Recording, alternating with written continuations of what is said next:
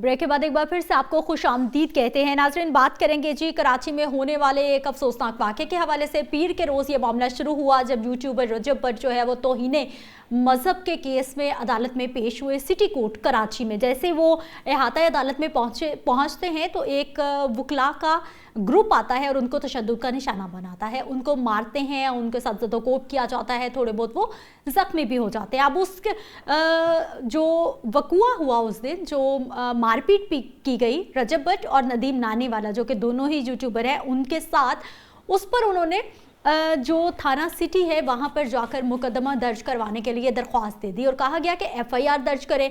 थाने की जानिब से SHO साहब की जानिब से FIR दर्ज कर ली गई जिसमें उन्होंने कुछ वकला के नाम लिखे और 15 से 20 ऐसे वकला जो कि नामालूम वकला थे उनके खिलाफ उन्होंने मुकदमा दर्ज कर दिया।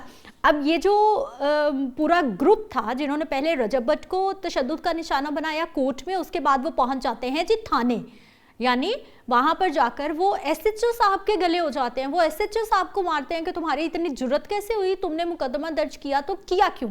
और वकला के हवाले से अगर मैं बात करती हूँ तो ये कोई पहला वाक़या नहीं है। माजी में हमने देखा कि Punjab institute of cardiology Lahore का आपको मामला याद होगा कि किस तरह से हॉस्पिटल के अंदर घुस के यहाँ पर तोड़फोड़ की गई थी। और जब भी इस तरह के केसेस की बात होती है, वकला की बात होती है, तो यकीनी तौर पर वो तमाम वकला की बात नहीं हो रही होती, वो सिर्फ उस ग्रुप की बात हो रही होती है जिन्होंने इंतशार फैलाया होता है। तो इसी मामले पे बात करेंगे जी कि आखिर वकला इतने मतलब मजबूत हो गए हैं, ये कानून पढ़ाने वाले, ये कानून के रखवाले, ये कानून बताने वाले, ये लोगों को इंसाफ लेकर देने वाले, ये क्यों कानून को अपने हाथ में ले लेते हैं। नसीर अहमद कंबो साहब हमारे साथ मौजूद हैं, एडवोकेट हैं, सुप्रीम कोर्ट के सर प्रोग्राम में आपको खुश आमदीद कहते हैं। नसीर साहब, सर आपसे सवाल करते हुए भी डर लग रहा है, आपने काला कोट पहना हुआ है।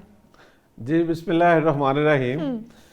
बेसिकली हमारे यहाँ देखें जो भी मुतशद्दिद रवैये हैं वो सोसाइटी में किसी भी जगह हैं, उनकी तो आप जस्टिफाई नहीं उनको कर सकते, ठीक, लेकिन ना आप उनके साथ खड़ा होया जा सकता है। लेकिन एक चीज़ ज़रूर हमें जो है ना, ज़ाहिरन जो चीज़ें नज़र आती हैं उनकी बैक पे जो कंटेंशन होती है ना, हमें उनको देखना चाहिए, फिर चीज़ों को हल करने में जो है ना आसानी होती है। ठीक। अब आपको पता है कि हमारे मुल्क में जो यूट्यूबर हैं, मतलब उसके लिए तो कोई क्वालिफिकेशन भी नहीं है।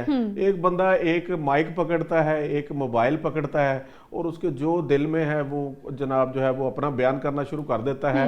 हर चीज़ के लिए हम वकील भी हैं तो एक डिग्री है, बार काउंसिल से लाइसेंस जारी होता है, एथिक्स होते हैं, जर्नलिज्म है तो उसके लिए भी इसी तरह के असूल हैं, जैसे बार एसोसिएशन है, प्रेस क्लब है, सारा कुछ। लेकिन जो एक यूट्यूबर है उसका कोई भी मैकेनिज्म नहीं है, कोई ज़ाब्ता नहीं है। लेकिन आप देखें जो यूट्यूबर हैं उन्होंने अपने जो ऊट पटांग वाले जो कंटेंट्स हैं उनको बेच के डॉलरों के चक्करों में नई नस्ल को पीछे लगा के 2-2, 4-4, 5-5 मिलियन फॉलोअर उन्होंने अपने बना लिए हैं। मैं आपकी बात पे इत्तफाक करूंगी। देखें, यूट्यूबर पढ़ा लिखा है या नहीं है, उसके पास डिग्री है या नहीं है, उसके पास कोई कोड ऑफ कंडक्ट है, एथिक्स है नहीं है, अलग बात है, तो कम से कम फिर उन पे जिम्मेदारी ज्यादा नहीं बन जाती जो कि पढ़ के आए हैं, जिन्होंने 14 से 16 साल लगा लिए हैं, जिनको कानून का पता है, जो कि वहां पर इंसाफ फिर तो जिम्मेदारी मजीद ज्यादा बढ़ गई है कि कम से कम आपकी जानिब से ऐसा कुछ नहीं होना चाहिए। उनको तो चले हम एक बुराई के खाते में आप डाल ही रहे हैं।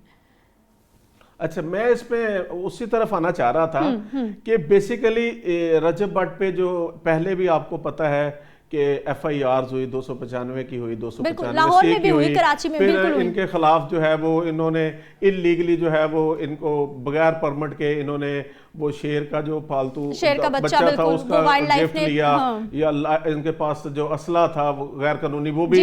अच्छा, अब ये जो FIR इनके खिलाफ दर्ज हुई थी ना 295A के ऑफेंस के तहत थी, और उसमें जो एडवोकेट रियाज सोलंकी हैं वो इसमें कंप्लेनेंट हैं। अच्छा, अब आपको पता है कि रजब भट्ट बाहर चला गया था, उसके बाद फिर पाकिस्तान आया तो इस्लामाबाद हाई कोर्ट में भी वो पेश हुआ। उसके बाद 19 दिसंबर को रजब भट्ट जो है वो अपनी बेल बिफोर अरेस्ट जो है वो उधर कराची में या सिंध कोर्ट में जो है वो कराने जाता है। आप वहां पे देखें क्योंकि ये इन्फ्लुएंसर तो हैं, वहां पे वकला ने इनके लिए जो था, इनको वेलकम अरेंज किया, इनको अजरक पहनाई और इनको इज्जत दी, रिस्पेक्ट दी।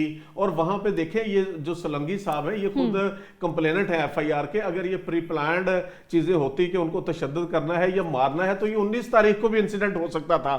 बेसिकली इन्होंने आके एक वीलॉग बना दिया जिसमें जो है वो वकला को मुखातब करके उधर कराची के वकील या लाहौर के वकील या किसी शख्स की जात को मुखातब करके इन्होंने फिर वो ऊट पटांग अल्फाज कह दिए, इनअप्रोप्रिएट वर्ड्स कह दिया जी ये कीड़े मकोड़े हैं। वो व्लॉग पहले का है। अच्छा, वो जो वीडियो व्लॉग की बात कर रहे हैं ना, वो पहले का है और पेशी पे ये बाद में जाते हैं जब आता है अदालत में, वो धर लिए जाते हैं। कि जो कराची के वकला हैं उनका स्टांस भी यही है कि एक तो इन्होंने 19 तारीख को बाद इनकी 29 दिसंबर तारीख थी, उस दौरान इन्होंने वो व्लॉग किया है और उसमें वो जो है वो अल्फाज जो है वो गैर मुनासिब अल्फाज जो हैं वो मैं यह नहीं कहना चाहता, वो इन्होंने इस्तेमाल किए हैं। उसके बाद फिर वो कहते हैं कि जब ये गए हैं ना वहां पे, उस दिन थी हड़ताल, वहां पे कोई एक्स लाइब्रेरी सेक्रेटरी थे, उसकी फैमिली के साथ कोई पुलिस ने जो है ब्रूटैलिटी की थी, तो उसके एहतजाज में अदालतों जो है वो यूएनई वो एहतजाज में थी और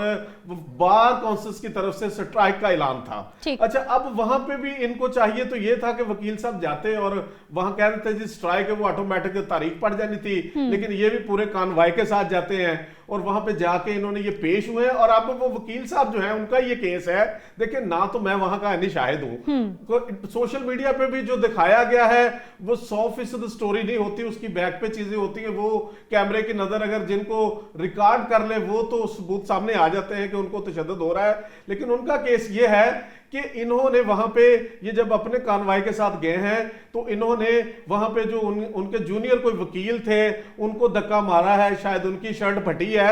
तो ये एक तो वो जो वीलॉग उसका इश्तहाल और दूसरा जो है इन्होंने वहां पे उनको अगर धक्का दिया है या उसकी शर्ट फटी है या बदतमीजी की है, उसकी बिना पे फिर इनकी जो है वो वहां पे जो है वो नसीर साहब, मेरा ख्याल है कि हम कोई भी बात कर लें, आप उनको अच्छा समझें, आप बुरा समझें, लेकिन मेरा ख्याल इस तरह से मार कुटाई की हम लोग जस्टिफाई हम कर ही नहीं सकते, क्योंकि माजी में सर चाहे जब ये आप हैं प्रोमिनेंट पर्सन, जो शख्स काले कोट में यूनिफॉर्म में है ना, वो है सर प्रोमिनेंट पर्सन, उसकी है जिम्मेदारी ज्यादा, वो तो दूर से पहचाना जाएगा कि ये वकील साहब है। और जब एक वकील साहब की बात होगी ना तो सर फिर पूरी कम्युनिटी की बात होगी। माजी में PIC में जो हुआ सर आपने देखा, जरा सा कुछ होता है हम हड़तालें भी करते हैं, हम रोड्स भी बंद कर देते हैं, हम बार काउंसिल को मजबूर कर देते हैं कि आप हड़ताल करें, केसेस नहीं लगने देते, ऐसा होता है सर।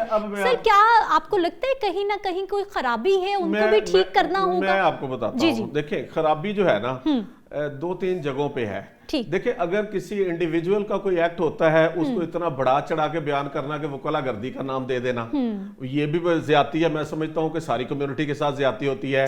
फिर उसके बाद अगर कोई मामला जो है किसी वकील का मामला हुआ उसके साथ ज्यादती हुई है, उसको ऐसा सच हाईलाइट नहीं करना, उसका एक पहलू। आप PIC आप यकीन करें कि PIC वाली जो स्टोरी है ना उसमें भी वो देखे जो यंग जो डॉक्टरों की तंजीम थी उन्होंने भी इस हद तक चीजों को लेके गए, पता नहीं बैक पे क्या एलिमेंट होते हैं कि उस पे जाके जो है एक तरह से चीजों को मुश्तिल किया। वहां पे भी हालांकि वकाला ने हर वो फोरम जो था उसका दरवाजा खटखटाया, वहां पे जो है वो जाके जो है वो चीफ सेक्रेटरी जो है वो उसको मिले। जब किसी तरफ से कोई रिस्पांस नहीं आता तो मैं समझता हूं कि चीजें ब्लास्ट की तरफ नहीं होनी चाहिए, चीजों को मैनेज कर लेना चाहिए। अब ये जो इशू है, अब इसको मैं आपको बात बताऊं कि जो रजब भट्ट के वकील है मियां बैरिस्टर मियां इशफाक साहब, पहले तो चाहिए ये था कि वो खुद फरीक ना बनते, वो अपनी मदयत में FIR ना करवाते।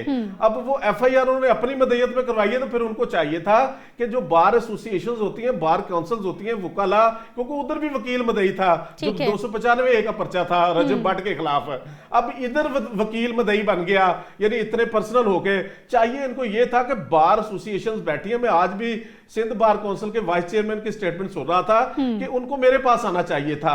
ये 2 अशखास का मामला था ना, बार एसोसिएशंस, वहां के सदर, सिंध बार काउंसिल के सदर, सिंध हाईकोर्ट बार काउंसिल के सदर, vice chairman Sindh bar council के नोटिस में ये मामला लाया जाता। सॉरी नसीर साहब मुझे थोड़ा सा समझाइएगा कि आप कह रहे हैं जिस अदालत में उनका वो केस चल रहा था या जहां पर उनकी समाअत होने के लिए वो वहां गए थे, वो उन जज साहब के सामने पेश ना होते और वो बार के सदर के पास चले जाते? देखिए जज के सामने तो वो पेश हुए हैं, आगे तारीख उनकी पड़ी है 13 जनवरी।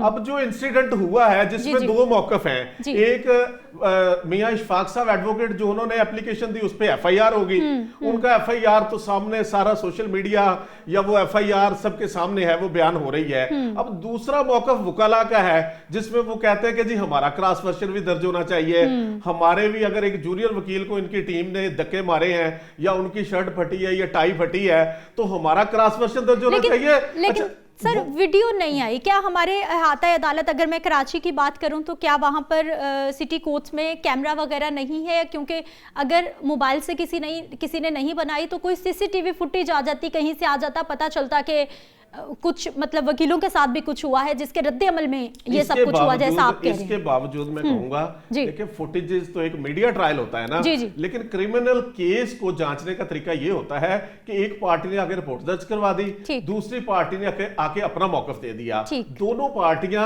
एक चीज को दो तरीकों से बयान कर रही हैं। अच्छा अब अगर वकाला का भी क्रॉस वर्जन उसमें दर्ज हो जाए जो कि जिसमें वकाला सरापा एहतजाज हैं और वो क्रॉस वर्जन दर्ज नहीं हो रहा बल्कि उनके ऊपर एक और पर्चा दर्ज कर दिया कि जी इन्होंने एहतजाज किया, इन्होंने रोड ब्लॉक किया, ये जो भी है, तो मैं समझता हूं कि ये मामला जो है ना बार के हमारे जो वकाला हैं सीनियर, जो बार काउंसिल्स के नुमाइंदे हैं, जो हमारी बार की क़यादत है, मैं समझता हूं कि उनको इसमें इंटरफेयर करना चाहिए।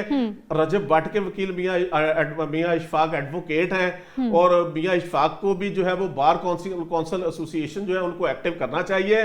उसमें मैं समझता हूं कि ये मामला जितना भी जो है वो दोनों तरफ से फैलेगा तो उसमें मैं समझता हूं कि इसमें कोई नेकनामी नहीं है। तो ये चीजें जो है आज भी मैं सेक्रेटरी बार काउंसिल जो थे उनका जो है वो सिंध बार काउंसिल के सेक्रेटरी का जो है वो स्टेटमेंट सुन रहा था कि वकाला जो है वो उन आके बार एसोसिएशंस को बार की क़यादतों के साथ ये मामला किया जाता। अगर वकाला ने किया भी था तो वो बार के बेसिकली बार के एक वकील ही थे ना, बार एसोसिएशन जो है उनका तो कोई जाती नहीं ना होता, वो मामलात को टैकल कर लेते हैं, ना कि यहाँ फ्रीक बन के एफआईआर करवाई जाती, पर्चा करवाया जाता। लेकिन अब भी मैं समझता हूँ देखिए रजब भट्ट का आपको लगता है कि कोई किसी को मारे, तशद्दुद करे और वो उसका मतलब प्रॉपर उनको रास्ता नहीं लेना चाहिए था, वो पर्चा नहीं दर्ज होना चाहिए था? आप बात पता क्या है, प्रॉपर रास्ता था फिर रजब भट्ट मदई बनता। ठीक है ना, रजब भट्ट के साथ हुआ है ना। अगर अली अशफाक भी बन गए तो इसमें क्या बुराई है सर? वो भी तो वही थे ना, एनी शाहिद थे। मेरी बात सुने, प्रॉपर रास्ता ले लिया ना, एफआईआर दर्ज होगी, ठीक है। अब उनका एफआईआर तो नहीं ना रुकी, अब उनका अगर अच्छा सुने, मजे की बात सुने जरा, मजे की बात सुने। आप भी ब्लैक कोट में हैं, यकीनी तौर पर आपकी कम्युनिटी है, आपने कहीं ना कहीं उनकी भी फेस सेविंग करनी है, मैं इस बात को समझ रही हूँ और मैं रिस्पेक्ट करती हूँ सर इस पॉइंट ऑफ व्यू की। लेकिन सर आप मजे की बात सुने, पहले वो वकील जाते हैं, जाके रजब की फैंटी लगा देते हैं उधर अहाता अदालत में, उसके बाद वो जब एफआईआर दर्ज कराते हैं वो थाने पहुंच जाते हैं। मतलब ये वकील है या उंडे हो गए हैं? पहले कोर्ट में जाके उसकी फैंटी लगाते हैं, फिर एसएचओ की लगा देते हैं। मतलब अब कल को खुदा ना खास्ता अल्लाह ना करे जिस जज के पास ये केस जाता है वो सारे वकला इकट्ठे होकर जज साहब के पीछे पड़ जाएंगे, भाई आप क्यों सुन रहे हैं? ऐसे नहीं होता। बेसिकली चीजों को कैमरा जो है ना दिखा रहा है, उससे इनकार भी नहीं किया जा सकता, लेकिन जैसे कैमरे में दिखाई जाती हैं चीजें वैसी होती भी नहीं है। लेकिन इसके बावजूद मैं समझता हूं कि ये चीजें, ये कंट्रोवर्सी जो है वकाला जो है वो दोनों तरफ से, अब इसमें कंप्लेनेंट वकाला हैं, बिल्कुल 295A वाला जो पर्चा है रजब भट्ट के खिलाफ, उस पे भी जो है वो कंप्लेनेंट वकील है। अब जो पर्चा रजब भट्ट के साथ, नसीर अहमद कम्बो साहब, प्रोग्राम का सर वक्त खत्म हो गया है, मुझे आपसे इजाजत लेनी होगी। बहुत शुक्रिया आप हमारे प्रोग्राम में शामिल हुए। यकीनी तौर पर अब ये एक तरफ भी मुद्दई वकील, दूसरी तरफ भी मुद्दई वकील, अब ये वकील आमने सामने आ गए हैं। तो मेरा ख्याल है इस वक्त भी इस प्रोग्राम करने का मकसद भी यही है, लड़ने झगड़ने का कोई फायदा नहीं है। आखिर एंड पे सुलह सफाई होनी है, आखिर एंड पर बैठ के बातचीत होनी है। तो बेहतर है कि बैठ के बातचीत कर लें और अपनी कम्युनिटी का इस तरह से मजाक ना उड़वाएं, क्योंकि आप कानून के बहुत करीब हैं और हमें आपसे उम्मीदें बहुत ज़्यादा है। मुझे इजाज़त दीजिए, इंशाल्लाह अगले हफ्ते के प्रोग्राम में मुलाकात होगी। अल्लाह निगहबान।